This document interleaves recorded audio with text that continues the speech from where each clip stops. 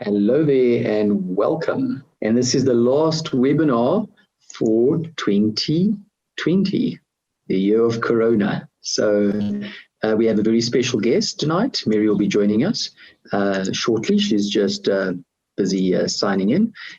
We have had Mary, my good friend from Kenya, before. She is there, right on cue. Hello, Mary. Hi, Mary. good evening. Good evening. Welcome. Thank you. I was just saying this is going to be the final webinar for 2020 for the year of Corona. I'm sad to say, but there will be lots more. We're planning a whole series for next year. And in fact, we invite comments and suggestions from our audience tonight and on Facebook. Please let us know what you'd like to see in future, because this was the first year we've been doing them. We've been doing them all year since January, but they've all had different focuses, So tonight is about the Global Home Education Expo, of which Mary was a speaker. And so I'm very excited to get more feedback from Mary, our valued partner in Kenya, our East Africa representative, and a friend of mine. I'd love to hear how the conference went. It was a virtual conference this year. We will find out more in terms of also the background. Okay, so we're about to go live on Facebook, so please feel free to ask questions via the Zoom platform while we're speaking. Mary's really just going to share her experience of it, share the global trends in home education, and what she spoke about specifically, the African way of homeschooling, of which she is an expert, having done so with her own family, and of course, running a consultancy out of Kenya called Elimu Nyumbani. Okay, which is one of the leading educational consultancies, places tutors for homeschooling and advises parents, and she's a partner of CambriLearn. So very honored to have you, Mary. Thank you so much. Thank you. So you are going to be our last guest for 2020. So we selected carefully. So I'm very glad to have you. It's a good way to end off on our year-long series of webinars. So Mary, without further ado, I'm going to hand over to you. I know when we spoke about this before, we said we'd go straight into what is the GHEX, what is the Global Home Education Expo, but maybe a little bit of background on yourself, if you don't mind. I think a lot of our viewers know you already. I certainly know you, but I think there may be newcomers, who don't actually know your background. So do you want to share a little bit of your own personal story, if you don't mind? Okay. All right. Thank you. All right. Thank you, Hugo, for this privilege. First of all, I want to just thank you all for just selecting me to be the last speaker in the last webinar for the series for this year. It's a privilege, and I also think that it's a good topic what you chose, because we just finished the Global Home Education Exchange virtual summit last week, so it's quite fresh and it was quite significant. So I think this is a good topic to end the year with. So thank you for the opportunity. Yes, I want to say, my background is that I'm a pioneer home educator in Kenya. I home educated my own children, 2 of them, from kindergarten to high school, through to high school.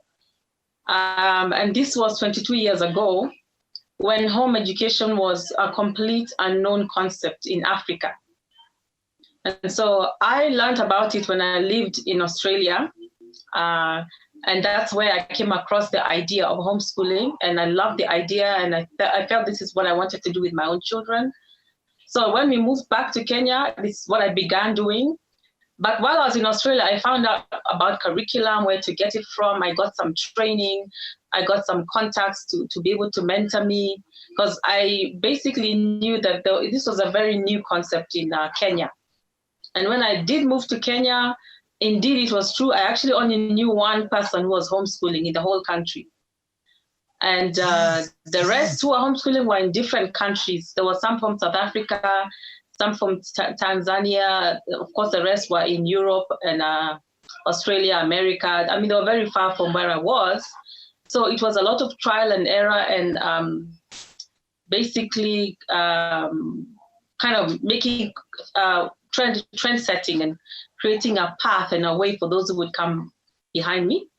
And so I navigated my way through homeschooling, and eventually more and more people began to homeschool, and I became like a support system. I started training people, sharing what I knew. I would train and then share, train and apply and share, and more people began to homeschool because of the result that they saw with my own children and the others who joined. And so it grew like that into quite a big community.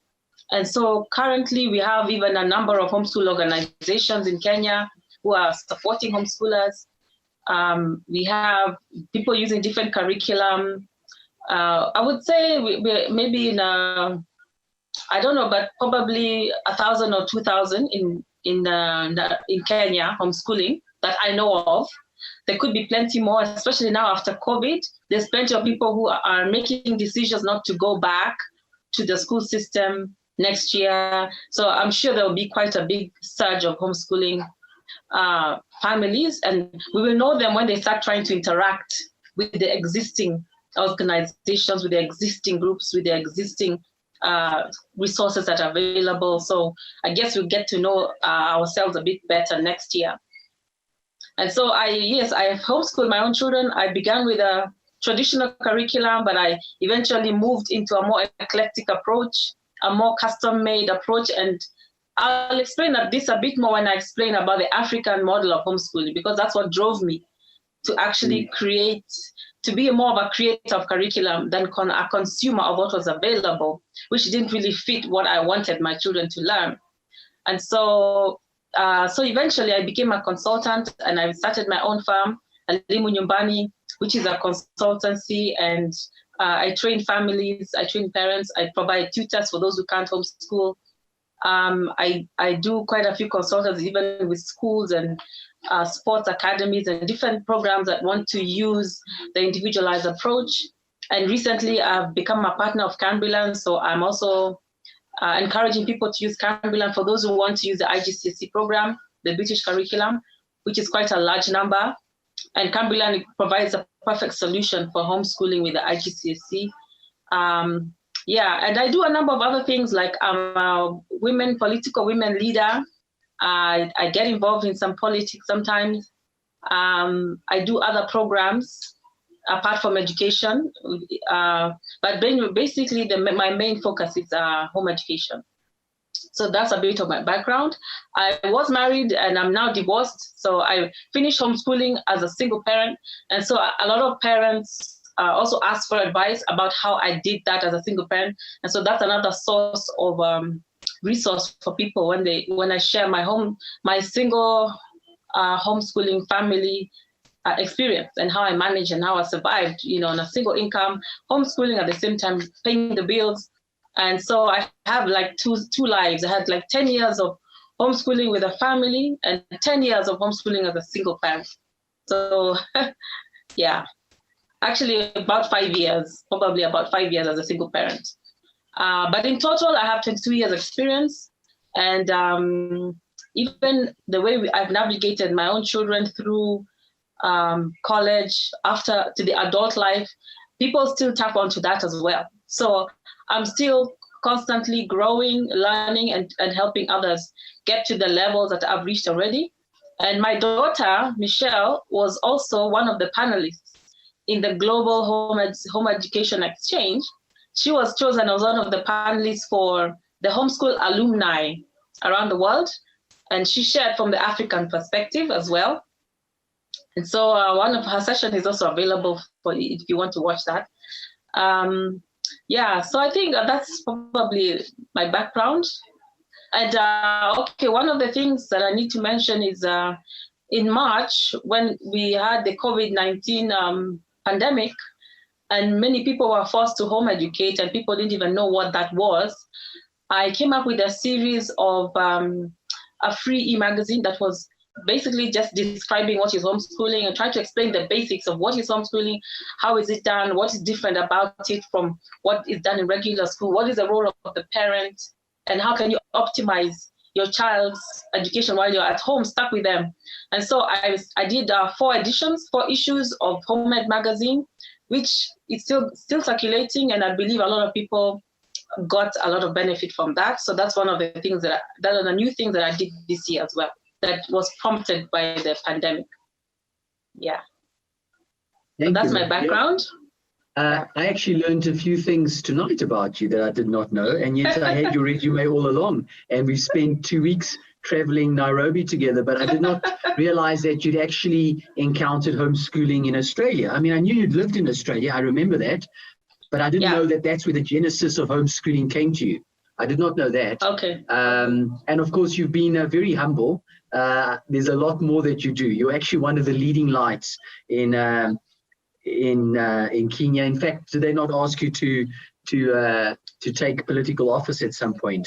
I think you underplay your influence in the country. Yeah, no, I think you have been instrumental also in each. You didn't mention the Namibian. The Namibian. Listen to me. I'm thinking of the Namibian Homeschool Association that's under formation. But no, I'm talking about each. You want to talk a bit about each? Just tell us a bit about the East African Christian Home Educators. Yes. Yes, I'm a founder member of each East Africa Christian Home Educators, and each was formed about maybe 12 years ago when homeschooling was still growing very fast, and a lot of us who are pioneers were a resource for many people. So we decided to create a conference, an annual conference that would bring a lot of new people together, or even parents who are already homeschooling, who need to be constantly mentored and encouraged, and basically learn from our experience. Many of us our children were on much older than the ones who were coming in, and so we formed about 6 families, formed East Africa Christian Home Educators, and we've been running an annual conference every year, except for this year actually, because of the pandemic. We had to cancel it, and we've had families coming from the region, from Uganda, from Tanzania, from even Zambia, even South Africa, different countries, Rwanda, coming into our conference to learn about how to homeschool and to ask questions and to be mentored and to have all the training sessions that we run. It's like a 3-4 day conference that we run physically.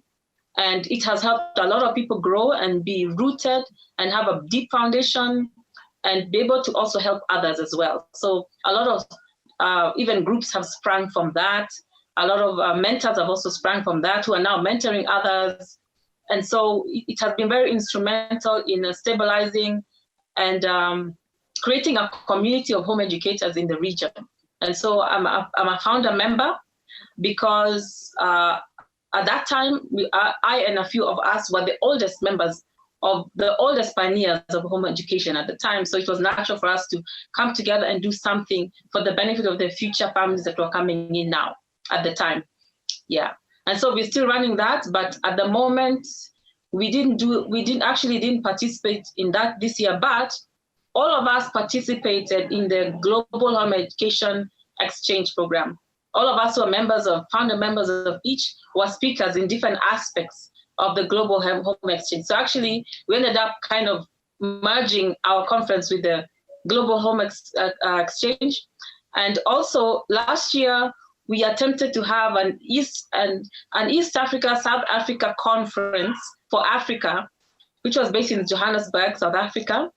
And we attempted to have homeschoolers around Africa come and be encouraged. And many people didn't get to travel. It was a bit expensive for most people. And so a virtual conference actually works much better because you don't spend much. You just spend data time and you allocate time. And so it worked much better because people from all over the world participated consistently. They spoke, and we were all in different parts of the globe. So a virtual conference is actually better than a physical one. And so last year we attempted to have that.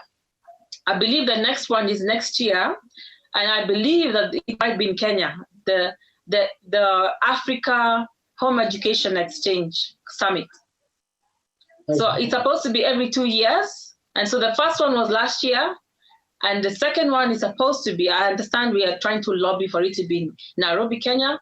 And so we can look out for that. That will be at the African Global Home Exchange. Basically, actually, it's called Global Home Education Exchange Africa Summit. I don't know if it will be virtual or physical. We all don't know what will happen with the pandemic. Yeah, so that's my background with each. And so each has also been quite instrumental in trying to lobby for the laws, homeschooling to be recognized by the government. We also intercede for families who get in trouble with the law, who get reported by their families. We are intermediaries, we do mediation, and we talk to government officials trying to sensitize them on home education. And so we are on the forefront of trying to be that voice for homeschoolers, to advocacy for homeschooling with the government. So we play that role whenever we need to in basically in Kenya. Yeah. Thank you. So that brings us very nicely to the GHEX. For those of us who don't know about it, like you said, its origins, so it was in Brazil 1 year, it was in Moscow, I think last year, or was it 2 years ago? 2 years ago, I think. Yeah, 2 years ago. Tell us, what is it about, who hosts it or organizes it, and what was its purpose? Specifically, like, was there a theme to this year's? Okay. Yes, the Global Home Education Exchange started off, the first session was actually in Brazil, the first conference. And okay, this came out of HSLDA, Homeschool Legal Defense Association, is a body that has been very instrumental in legalizing homeschooling in America and in Europe, and basically all around the world. Even in Kenya, we look up to them to help us when we have cases. And so they have been very instrumental in the spread of homeschooling in the world. And because they have many connections all over the world, they basically focus on connecting with homeschool leaders around the world. And so at some point, okay, they've been hosting a conference, an American conference for years, I think for several decades. And I've also even attended. I attended when it was their 25 years anniversary, and they invited homeschool leaders and sponsored them from different parts of the world. And I remember there was a South African family, and we were the only two families from Africa. I was a family from East Africa, and there was a family from South Africa at that time. And there were people from all over the world: Philippines, India, America, Europe, Russia. And so after that, they began to really more and more communicate more and more about global issues, global homeschooling, and a lot of exchange began to happen. And so at some point, the idea was born that they should start another organization that is basically focused on the global homeschooling movement and empowering families, empowering researchers, empowering policymakers, a much broader idea of empowering a global homeschool movement and involving as many global players as possible. So they created a committee that was from different people from different countries, leaders from Europe, from Sweden, from Russia, from Philippines, from US, all kind of created this board to create this organization.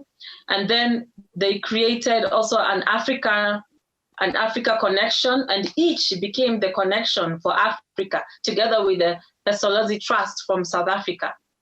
And so we actually have one of our founder members is a board member for the Africa section of the Global Home Education Exchange, and we also have even a Personalised Trust as part of that. And so the Africa section is the one that now wanted to have their own summit last year as the first ever Africa summit coming off the Global Home Education Exchange. And so the Global Home Education Exchange has been a physical conference that was first hosted in Brazil. And the idea was to move to different continents and different parts of the world every 2 years. And so the first one was in Brazil, the other one after 2 years was in Russia. And then this year it was supposed to be in the Philippines.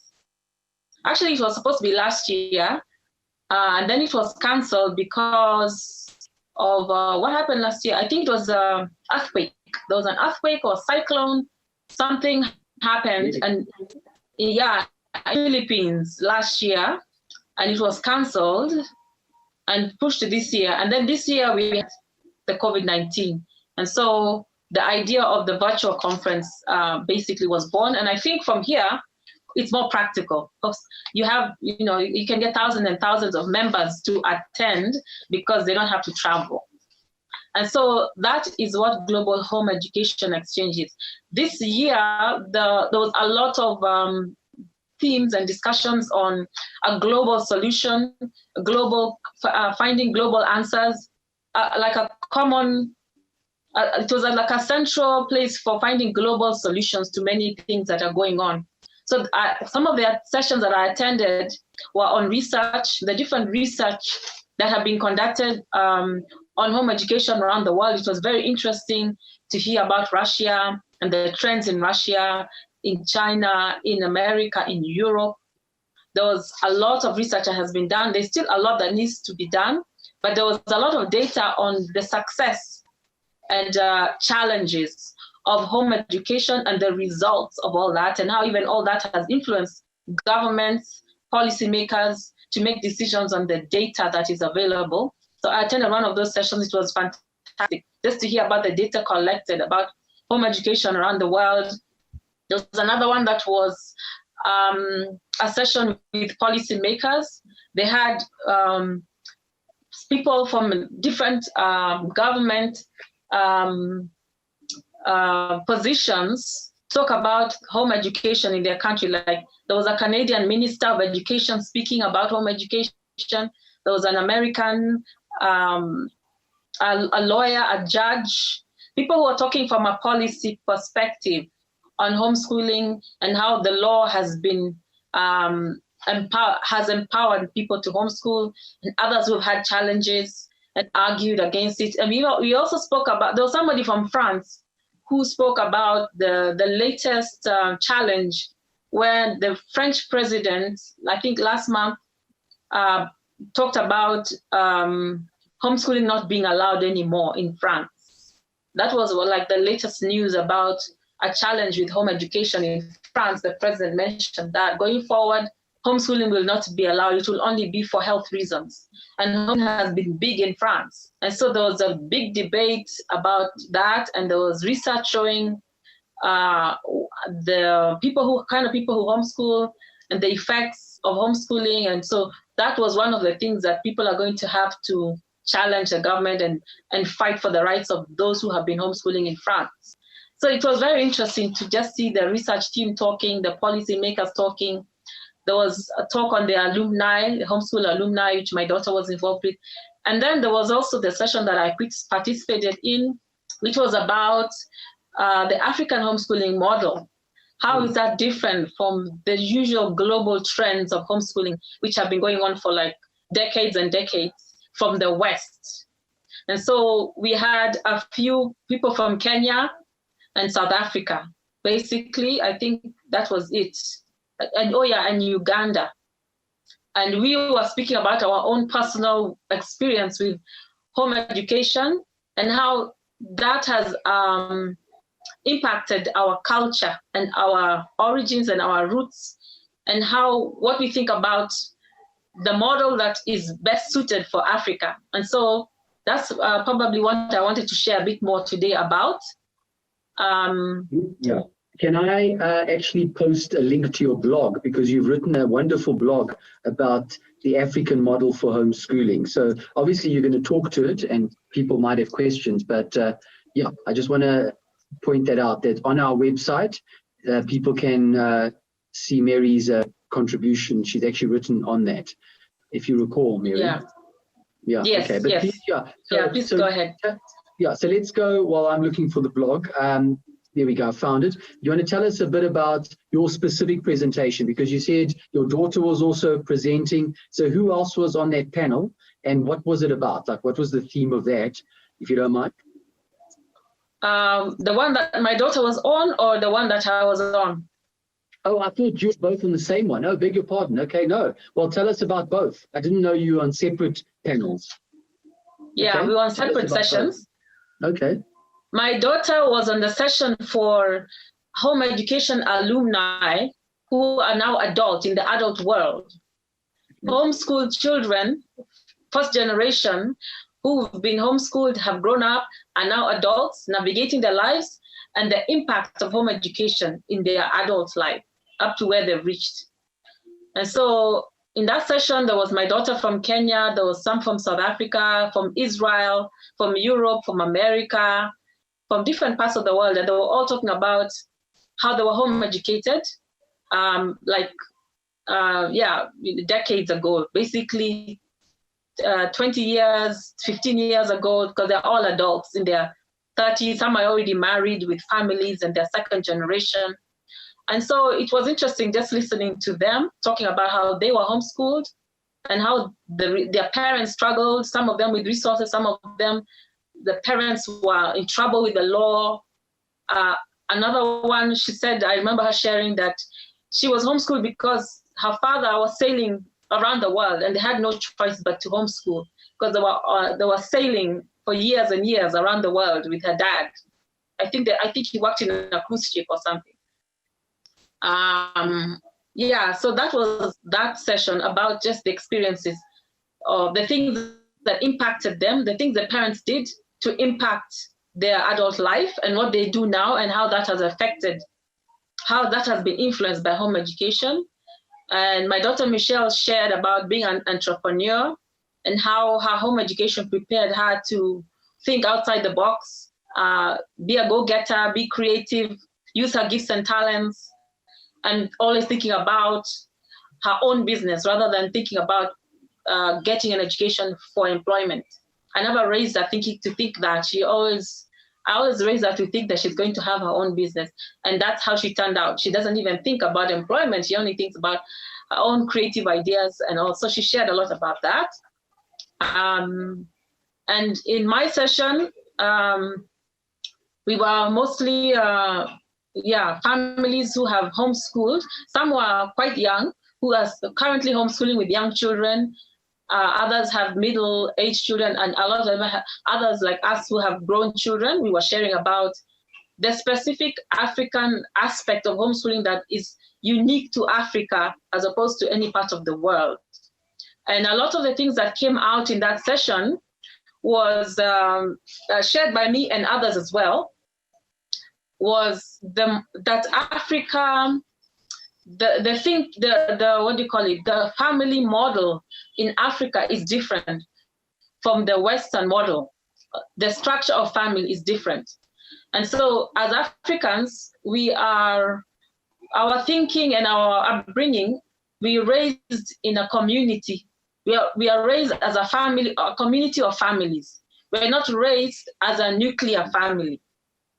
And so all of us grow up with a lot of uncles and aunties as parents, as being very influential people in our lives. Our grandparents have power over us, our uncles, our aunties, our parents. It's like we have a shared upbringing by all these people who have an influence. So when you, as an African, you never grow up with just having a household that is your mom and dad and your siblings. You always have someone visiting, people come in and out of your house. Your grandparents coming out, your cousins coming in and out, your uncles, everyone just passes through the extended family. Your home is for the extended family. It's not just for yourself. It's for your community. It's for your entire clan.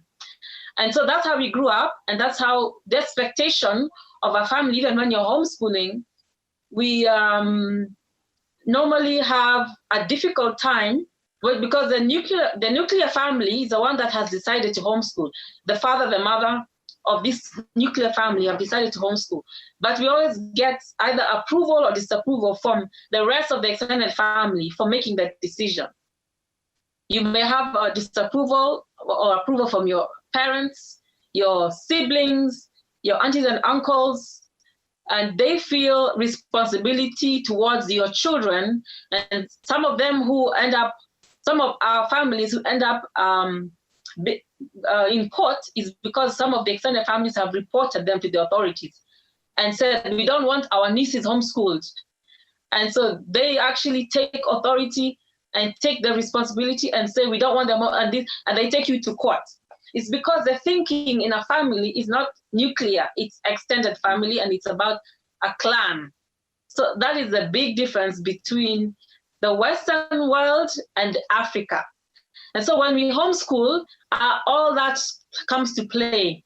And so when you're homeschooling, if you have support from your family, you can basically have them as teachers, as mentors, as helpers, as supporters of your homeschooling program. You can have like my mom used to visit almost every week when I was homeschooling, and she would spend time with the children and she'd tell them stories. And so she was like an orator of history. She was orating to them her history, when she was young, what happened, and they would spend their time with their grandmother every week. She would just come to my house and just sit there and homeschool them, because my house was her house. So she just comes in and out as she pleases. And so, and so you incorporate all these people who are in your lives, in your children's lives, and they help you out.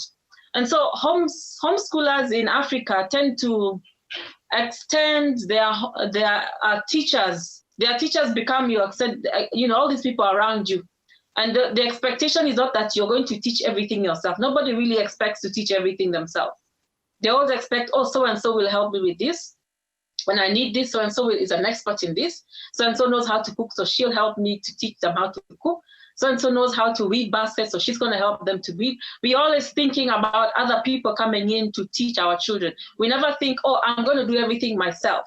We always think someone else. So even those who are not living in that kind of an extended family scenario, sometimes because of urban movement and people living in the city now, and the generations also are changing. It's not that much now with the younger generation.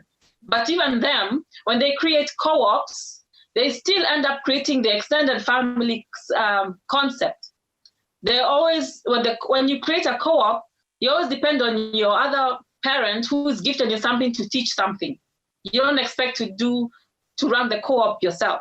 And so it's usually a shared responsibility. It's equal, people have an equal say, and we end up creating the same kind of concept of a co-op of the extended family. So it's like you create a new family with like-minded home educators. So that is the big difference between the way we have understood home education from the Western world to the way we are doing it now. And I remember, because I learned about home education from Western families, and I could not recreate what I saw there because of my culture and my environment. So I just had to adapt to that. And another thing that came out very clearly in this conference was the issue of language. A lot of us home educators, especially the pioneers, we were in a place where, because of our own education, had lost a lot of our own culture, because our parents were trying to get us into a Western and modern way of education. So we lost a lot of our culture because of the schools we went to. And now when we went back to homeschooling, we were missing a lot of things. We were missing our language. We're not that fluent in our language. Like I wasn't fluent in my mother tongue. I could hear and understand, but I wasn't fluent enough to teach my own children. And so the generations have gone losing the culture of the African, the tribe you're from, or the clan you're from, or your culture. And so part of what we were doing is trying to recreate that was lost within us to pass on to our children. And so we were trying to recreate, to learn the language, and our children as well, trying to teach them not to lose it, because we lost a lot of it, and we were trying to create that. The other thing we lost and we found challenging was resources for on African history.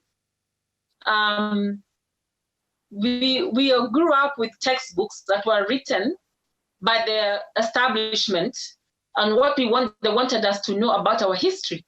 And so when I was homeschooling, when I was falling back on the books that I used, that I learned history from in my textbooks and all, I found that there was nothing beyond pre-colonial times. Everything began with when we were colonized and what happened, and how they created the countries, and they named them, and they created governments, and they fought, and then we fought for freedom, and we got back our freedom, and that's it. And there was nothing beyond, okay, who are we before the colonials? There was no data, there were no books, there was no information. We could not trace our history beyond pre-colonial. And that became a big issue for all of us who are homeschooling.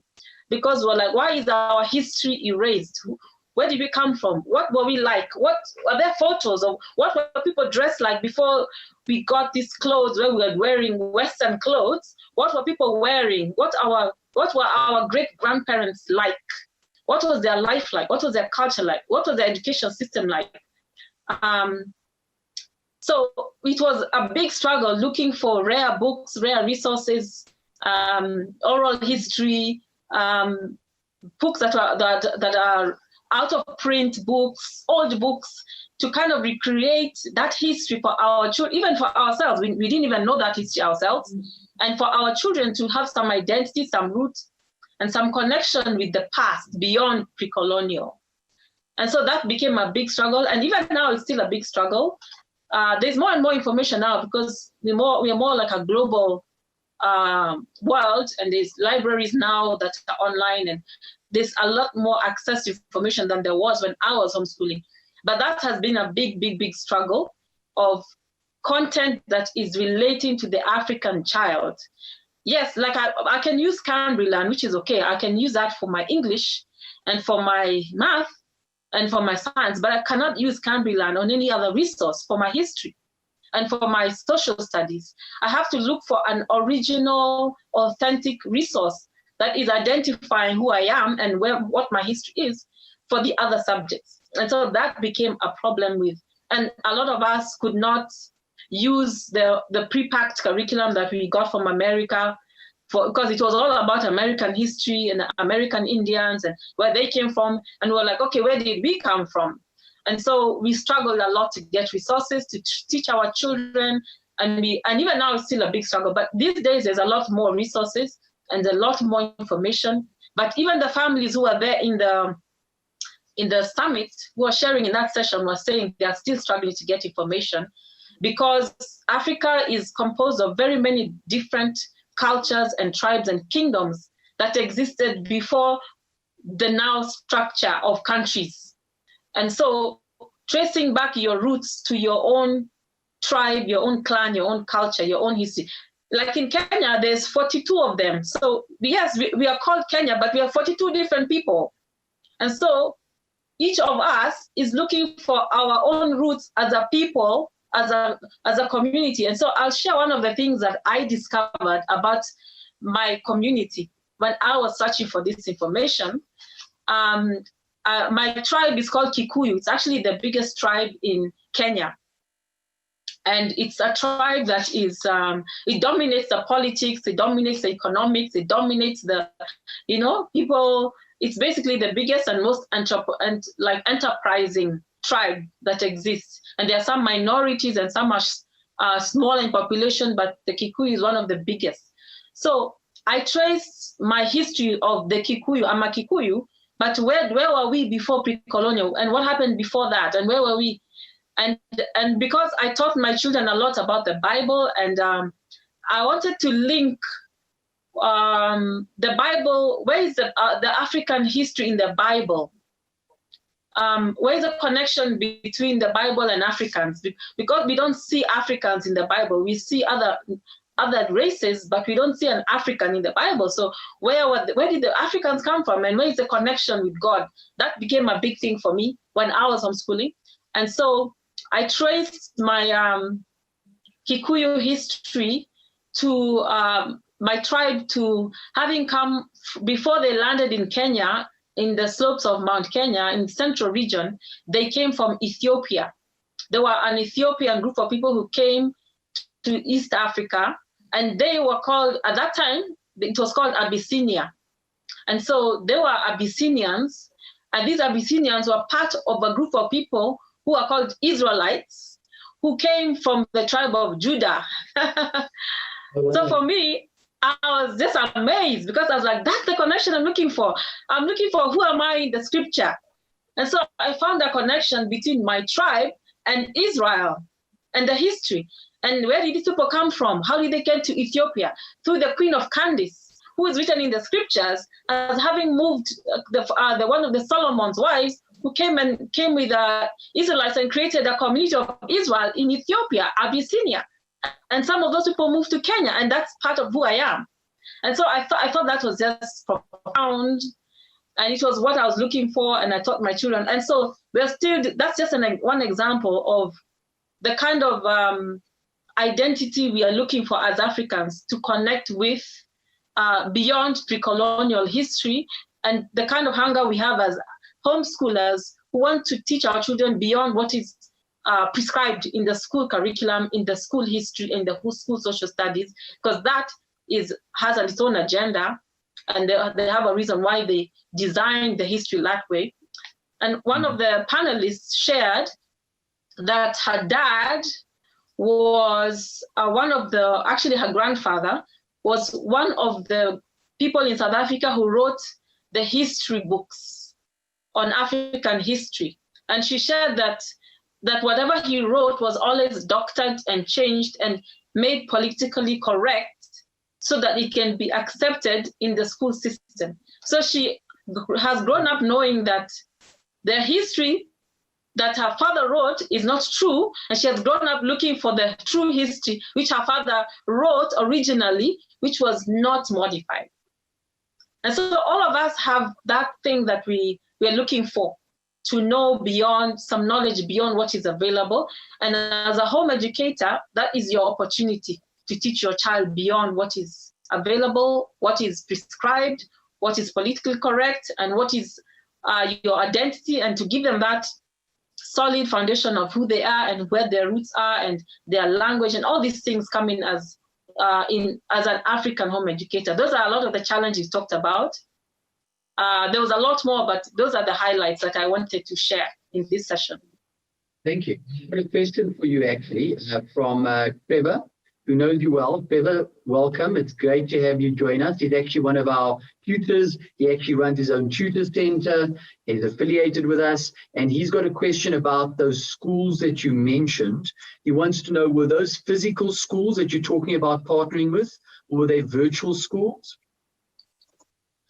Okay, what schools? I'm not sure which schools he's talking about, he's asking about. Sure, okay, so let me do it justice. Let me actually read the whole question out to you, if I may. Yeah. Okay, so here's his question. Sorry, let me just find it. So he says, the various home schools that you're involved in, are they physical or online schools? Is it possible for expert teachers and tutors like himself to become involved in them? In other words, he's asking, can he add value as someone outside your country? Obviously, it'd have to be an online means. He says he has asked you this before, so he's just wondering if it's possible.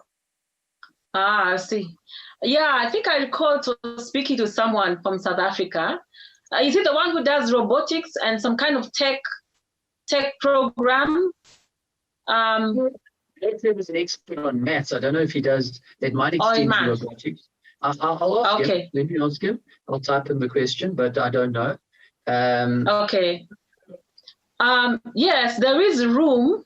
Okay, what happens is I work with independent homeschooling families. So each school each school is in their home. Each family is a school, really, a home education school.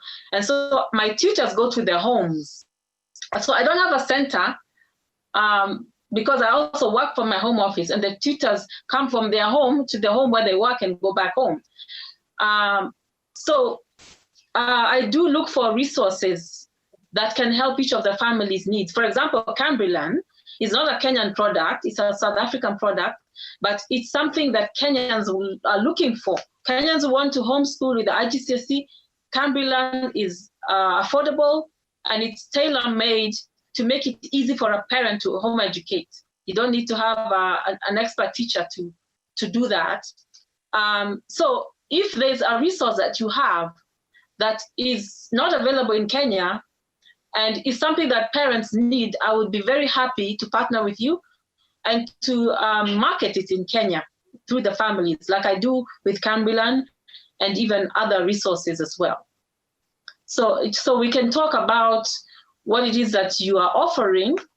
If it's already available in Kenya, then it might be cheaper for me to use the Kenyan resource. For example, a math teacher in Kenya is probably much cheaper than a South African math teacher. And then with South Africa, there is the accent that Kenyans are not used to, and they will find it difficult to even understand what you're saying because of the difference in culture and speaking. So it depends on what you're offering. If you're offering something that is uniquely available and not available in Kenya and is affordable, then I have no problem marketing and partnering with you to do that. Thank you very much. I had a question for you on, well, not a question. I actually want to give you a bit of comment from the South African perspective of this idea of moving away from the very, is it Western model? Let's call it, for want of a better word, of a nuclear family. Here's my experience. Some of the best tutors, home-based tutors now, actually are the grannies. So the grandmothers sometimes make the best tutors. So I'm always very pleased when a family says, oh, my mom is going to be involved. You know, when a parent says my mom's going to be involved, then I'm always like, oh, that's excellent, because I do find that you do need that care and attention, and you also need that discipline. And no one cares more about your own child than you or your parents, right? I mean, exactly. They pay professionals, and they can be very caring and effective, of course. I'm not, as you know, my own wife's a teacher, Mary. I'm not undermining teachers by any means. I mean, there's honor in that profession, and they do great work. But no one cares about your own child like you yourself. I mean, obviously, right? It's your own flesh and blood. But that, of course, does also bring a certain bias. It can also make you a bit blind to your own child's needs, right? All parents face that. So it does help to have maybe another member of the family, or to have, as you said, an external tutor, like a third party come, even if it's just occasional, just to relieve that pressure, but also to bring a bit of variety in relationship to the child, you know. So there are benefits to both, absolutely. But you're quite right. There is no reason why the onus has to fall entirely on the parent. And let's be honest, you're a single mother who raised their children and home educated them for part of their lives. That's unusual, because although it's becoming more and more common, because the old model of homeschooling was very traditionalist, you know, this idea of the dad was the breadwinner, the mom would stay home, the mom would be the home educator.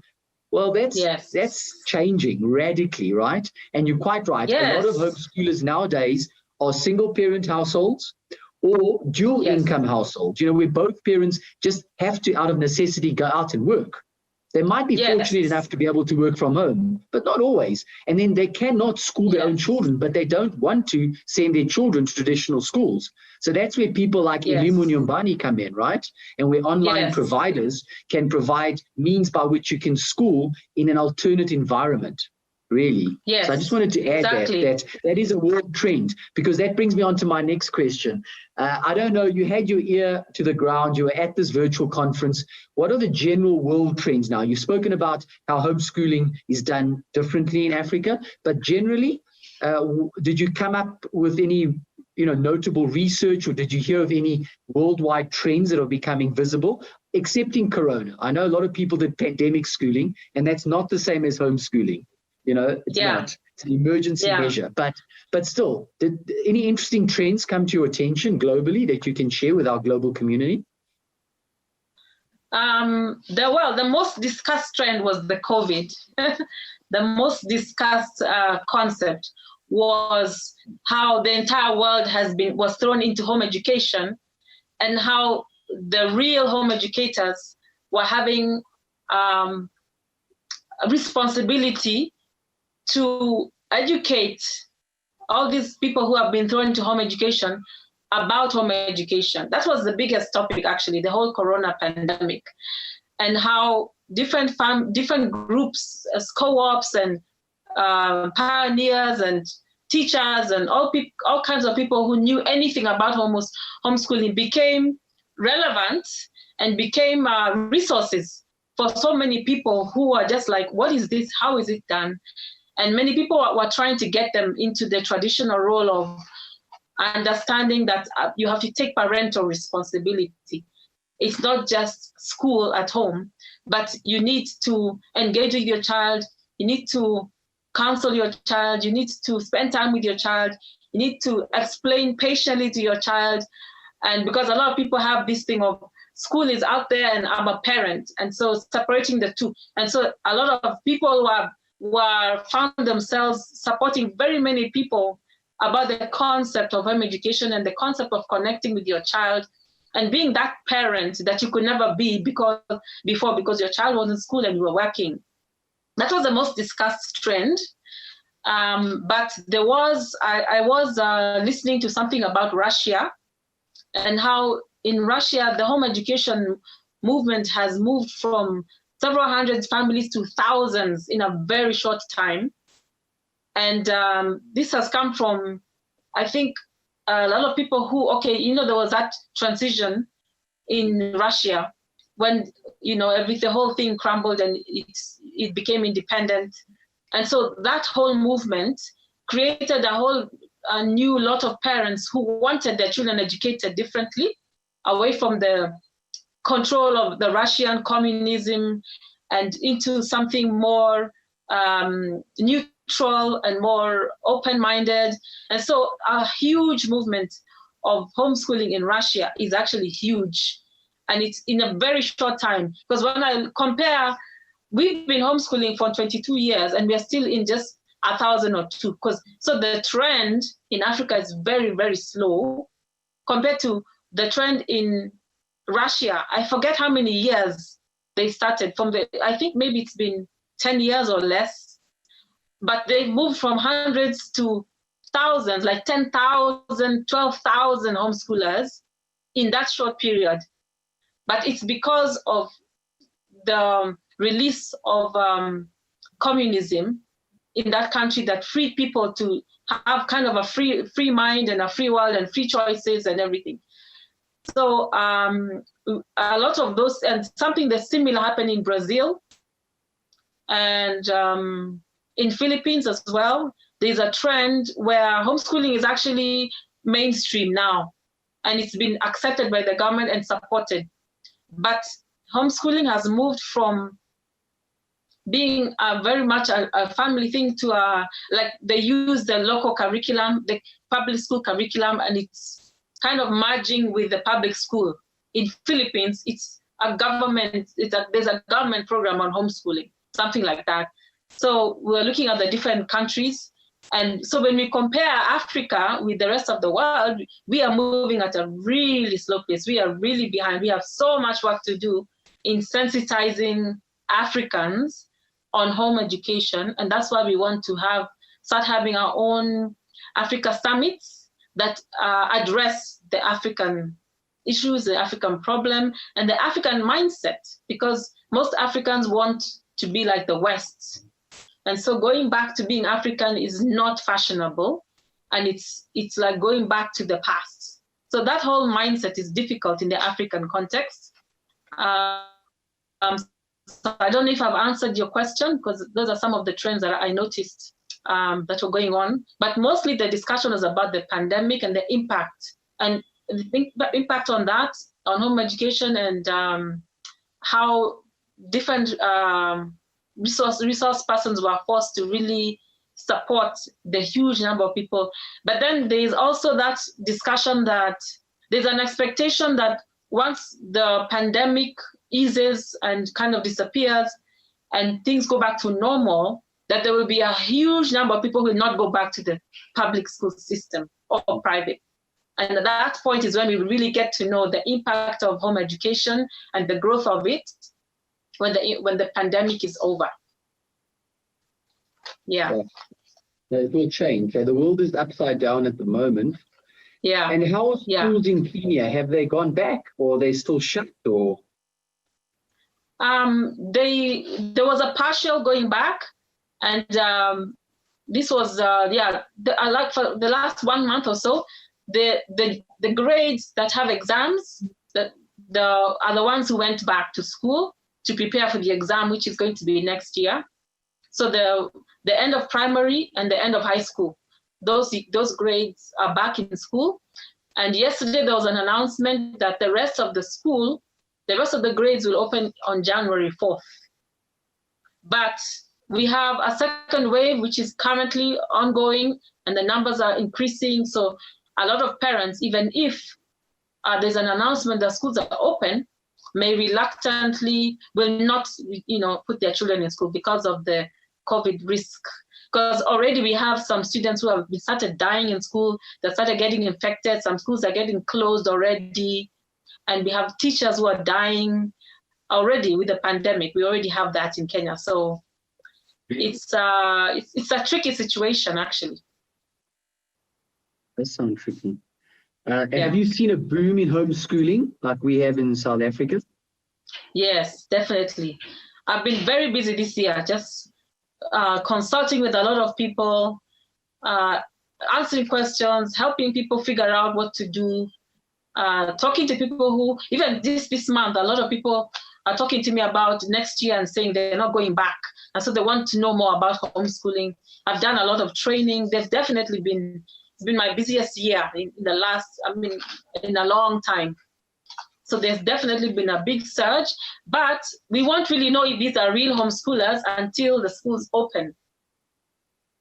Yeah, because these are people who are homeschooling by default, not out of choice. Yeah. I think a lot of them are then being introduced to it, and they will remain because they'll have liked what they experienced. But, exactly.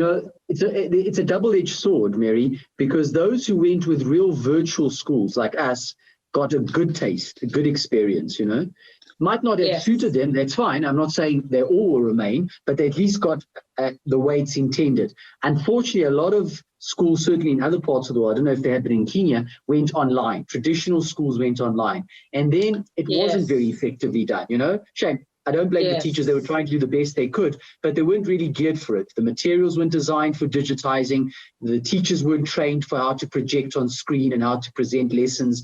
Sometimes they were literally just filming in class a physical lesson, like they were teaching in person to a group, and then those who didn't come in were watching this lesson, this class happen. But classes aren't spectator events. They're not like sports where you can watch them passively. So, they were doing the best they could. But that, I think, gave a very bad experience of what online learning was like, or distance learning, because it was with very rudimentary means, very crash type, So I think it's a double-edged sword. I think some people had a very good experience and will remain, but I think some people thought, no, man, this must go back to the way it was before, back to traditional schooling environment, because it never worked at home. And then parents weren't equipped. That's the other thing. They didn't know how to manage their own kids, right? So there's a lot of strain. So let's see how it's going to shake out. I agree with you. We don't really know, Yeah. I have had a lot of parents who recognize that they don't have the skill, and that's why they've asked for training. I have had a lot of parents recognize that they need training to be able to homeschool. And then there's a lot who have said online schooling is not working. I need a physical teacher. And so I have a lot of tutors out there who are homeschooling. There's different aspects of it. So we'll get to know once things normalize, if they normalize. If they normalize, Will we ever go back to normal? I don't know. Yeah, we don't know. I don't know, hey? Yeah. Okay, well, that brings us to the end. Can you believe it? Time flies. Yeah. But Mary, it does, hey? I look forward to hosting you next year as well. You're high on our list. You know that. I mean, is this your third webinar that you've done this year with us? I think it is. I think it's probably the fourth, because we did one with Brett as well. I think it's the fourth. No, you're quite right. Yeah. And I'm sure you'll come back for many more. But guys, please watch this space, because we're actually going to be canvassing you all the attendees will be asked to fill out a short questionnaire and give us feedback and ideas for next year. And then next year we'll try and structure it better and plan it better and have more advanced warning, because this year it's all been kind of, experimental in a way. Ad hoc. It's been ad hoc. It's quite short notice that we are, notifying people. And I understand people are often busy at this time of night with their own kids, and, it's the end of a busy day of work or what have you. So it's quite difficult to attend live. We don't really have accurate numbers on how many people are screening it afterwards, because remember, this is on Facebook, so you can watch it anytime. So we are going to get smarter about doing this, but we need your feedback, guys. So I encourage you and all those friends of yours that may not have joined live this year to please let us know what would encourage them to come live, because we actually want interaction like we had from Trevor tonight and questions like that. We'd love to have you actually, communicating with us and learning from each other's questions. So we love an audience, a live audience. Obviously lovely to have it recorded and accessible for repeat viewing thereafter, but we really would want to make this engaging and interactive, like our school is. It's all about live interactivity rather than just having static or pre-recorded stuff, prepackaged stuff. We want to make it come alive. And so I encourage you, please, to respond to that survey. Let us know what you feel and what you suggest. Okay. Mary, thank you so much for your time. As always, I keep learning from you. I wish I were there. I hope that the next conference is there, because then I will no doubt see you, because you were unfortunately not able to join us in the South African conference last year, but hopefully COVID will subside by then and we'll be able to come to you if you don't come to us. Okay. Yeah. Thank you so much for having me. I really enjoyed myself talking about all this. Thank you. You're brilliant. Thank you so much for sharing. Good night. Right. Goodbye, everybody. Okay. Cheers. Good night. Bye. Cheers.